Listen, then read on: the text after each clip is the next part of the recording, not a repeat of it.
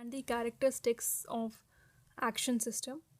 So the very first point is system is a unified model made up of interdependent parts called as subsystem, and each subsystem can be treated as system itself. ठीक है, क्या मतलब है इसका? देखो system जो है ना, कोई भी सिस्टम, कोई भी सोशल सिस्टम एक सोशल सिस्टम है, ठीक है, वो एक यूनिफाइड मॉडल है, आपस में जुड़ा हुआ एक मॉडल है, ठीक है। वो कैसे बना है? अलग अलग इंडिपेंडेंट पार्ट्स से बना हुआ है, ठीक है। जैसे एक सोशल सिस्टम है, अलग अलग पार्ट्स हैं। एक कोई भी आप सोसाइटी देखोगे उसका एक पार्ट नहीं होगा, अलग अलग इंटरडिपेंडेंट पार्ट्स हैं, आपस में एक दूसरे पर निर्भर हैं, तभी है इंटरडिपेंडेंट पार्ट्स।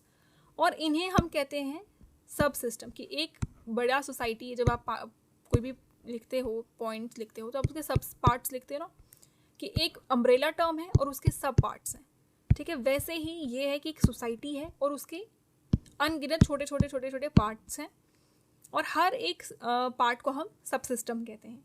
और हर एक सब सिस्टम खुद में ही एक सिस्टम की तरह ट्रीट किया जाता है। और वो जब आप इस सिस्टम में इस वाले को ही देखोगे, एक सिस्टम को, तो इसको एक सब सिस्टम की तरह ही, इसको एक पूरे सिस्टम की तरह ही ट्रीट किया जाता है, ठीक है।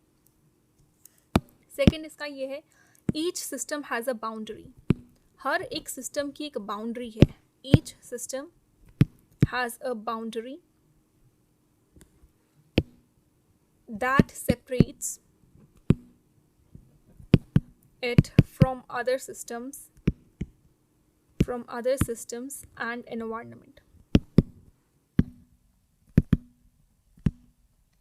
ठीक है।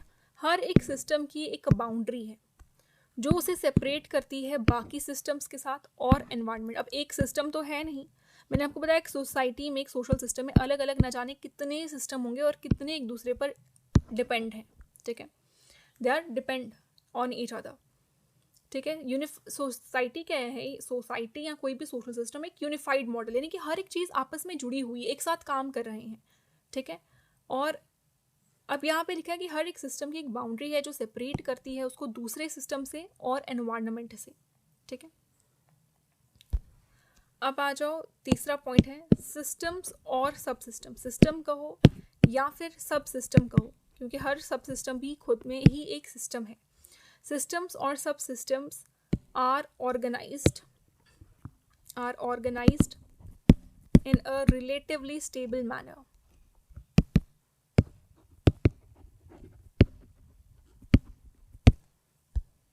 ठीक है। आपस में स्टेबल मैनर में ये ऑर्गेनाइज किए हुए हैं। सिस्टम्स जो हैं डायनेमिक इन नेचर भी हैं। Systems are dynamic in nature, ठीक है। कांस्टेंट नहीं रहती कोई भी सोसाइटी, कोई भी सोशल सिस्टम, वो एवर चेंजिंग है अपने नेचर में, बार बार चेंज होती रहती है, बार बार बदलती रहती है, that is dynamic. Next is there are some functional prerequisites. There are some functional prerequisites which needs to be fulfilled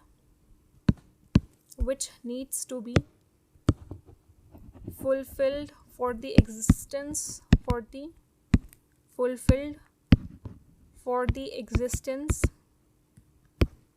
of social system.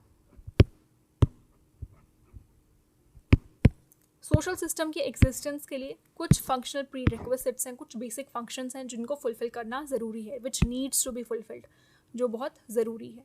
So that's all for today. We have completed action system. In the next lecture we will try to cover another concept. Thank you.